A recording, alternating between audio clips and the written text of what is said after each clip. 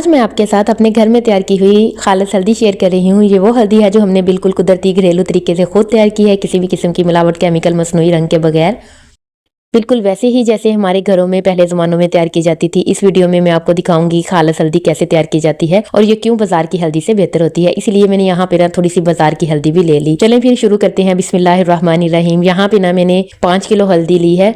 اس کو یہ میں نے تازہ کچی ہلدی لی ہے جو شکل میں ادرک جیسی ہوتی ہے۔ سب سے پہلے ہم کیا کریں گے، ہلدی کو اچھے سے صاف کریں گے۔ دیکھیں یہاں پہ آپ کو نظر آ رہا ہے اس کے اوپر بہت ساری مٹی ہے۔ ہم کیا کریں گے، اس کو ایک بڑے برتن کے اندر ڈال لیں گے۔ ڈالنے کے بعد اس کے اوپر پانی ڈالیں گے۔ پانی پہلے ٹھنڈا پانی لے کے اسی کے ساتھ جو ٹیپ واٹر ہوتا ہے اسی کے ساتھ ہم اس کو مل کے ایک بار اس کا پانی مٹی نکال لیں گے۔ نکالنے کے بعد پھر میں آپ کو بتاؤں گی ہم اس کے ساتھ کیا کریں گے۔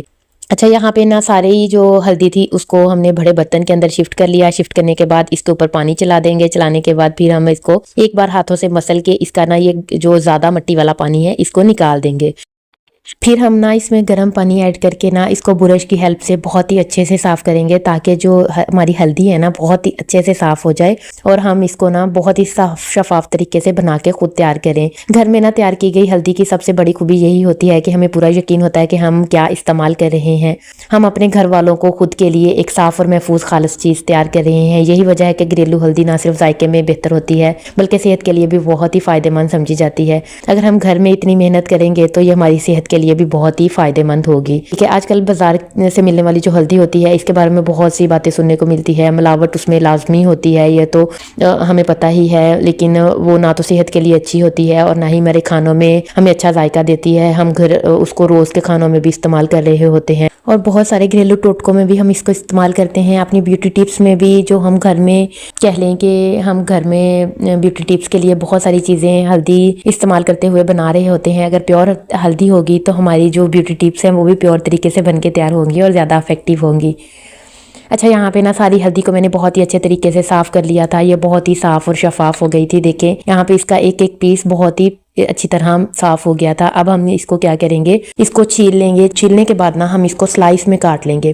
آپ نے اس کو بہت ہی ڈیٹیل کے ساتھ نہیں چھیلنا، بس اس کے اوپر سے ہلکا ہلکا سا چھلکا اتار لینا ہے۔ اگر اس کے اوپر کوئی جڑیں وغیرہ ہیں تو وہ ریموو کر لینی ہے، بس اتنا ہی کافی ہے۔ آپ نے بہت ہی اچھے طریقے سے اس کو نہیں چھیلنا۔ اگر آپ نہیں چھیل سکتے تو آپ نے کیا کرنا ہے، گلوز ڈال کے تو بس اس کو ہلکا ہلکا سا چھیل لینا ہے۔ اب یہاں پہ چھیلنے کے بعد میں ان کو سلائس میں کاٹ لوں گی۔ سلائس میں کاٹنے کے بعد پھر ہم اس کو کریں گے ڈرائی۔ اچھا، ہلدی کو ڈرائی کرنا بہت ہی اہم پروسیس ہے۔ اس کو آپ نے کیا کرنا ہے، بہت ہی اچھے طریقے سے ڈرائی کرنا ہے۔ اگر ہم ہلدی کو اچھی طرح ڈرائی نہیں کریں گے تو اس میں نمی باقی رہ جائے گی جو بعد میں خراب ہونے کا سبب بھی بن سکتی ہے۔ اس لیے ہم نے ہلدی کو مکمل طور پر خشک کرنا ہے تاکہ اس کا رنگ، خوشبو اور کوالٹی سب محفوظ رہے۔ ٹھیک ہے، اتنی محنت کرنے کے بعد اگر ہم ڈرائی اچھے سے نہیں کریں گے تو ہمارا ساری محنت جو ہے وہ ضائع چلی جائے گی۔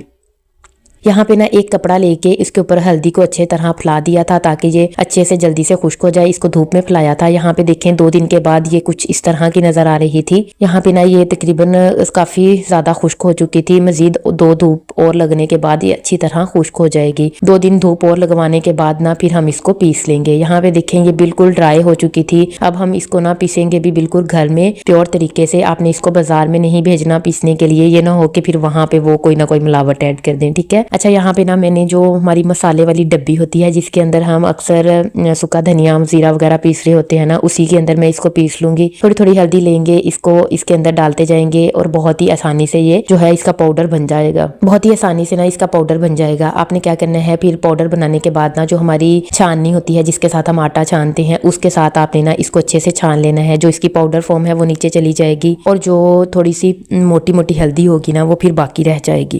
آپ نے اس کو دوبارہ سے ڈبی کے اندر ڈال لینا ہے۔ ڈالنے کے بعد پھر اس کو دوبارہ سے اچھے سے پیس لینا ہے۔ یہ بہت ہی جلدی پروسیس ہو جائے گا، بہت ہی جلدی یہ پاؤڈر فارم میں بن جاتی ہے۔ اچھا، میری ہمیشہ یہی کوشش ہوتی ہے کہ میں آپ لوگوں کے ساتھ وہ چیزیں شیئر کروں جو میں خود اپنے گھر میں استعمال کرتی ہوتی ہوں، جو چیزیں مجھے خود پسند ہیں، جس پر مجھے خود اعتماد ہوتا ہے، وہی آپ تک پہنچاتی ہوں تاکہ خالص اور قدرتی چیزیں آپ لوگ بھی اپنا سکیں، آپ لوگوں کو بھی اس کا فائدہ ہو سکے۔ اچھا، بس یہاں پہ دیکھیں میں نے ساری ہلدی کو پاؤڈر بنا لیا تھا ماشاءاللہ سے، بہت ہی اچھے سے اس کا فائن پاؤڈر بن گیا تھا۔ بہت ہی اچھے سے یہ مطلب کہہ لیں کہ تیار ہو گئی تھی، بہت اچھی خوشبو آ رہی تھی۔ دیکھیں چھوٹے سے باؤل میں نے جو بازار کی ہلدی تھی وہ بھی لے لی تھی۔ آپ لوگوں کو کلر کا ڈفرنس یہاں پہ نظر آ ہی رہا ہوگا۔ اس کے اندر پتہ نہیں کیا عجیب عجیب سے درترے سے دانے بھی تھے اور پتہ نہیں کیا کچھ تھا، لیکن جو ہم نے گھر میں ہلدی تیار کی تھی یہ اتنی پیور اور اتنی خوشبودار تھی کہ میں آپ لوگوں کو یہاں پہ کیا ہی بتاؤں، دیکھیں یہاں پہ یہ بہت ہی اچھی اور اس کا فائن پاؤڈر بنا ہوا تھا. جو بازار کی ہلدی تھی نا اس کے اندر پتہ نہیں اور کیا کیا انہوں نے پیس کے ڈالا ہوا تھا. یہاں پہ دیکھ لیں، حالانکہ میں نے نا اس کو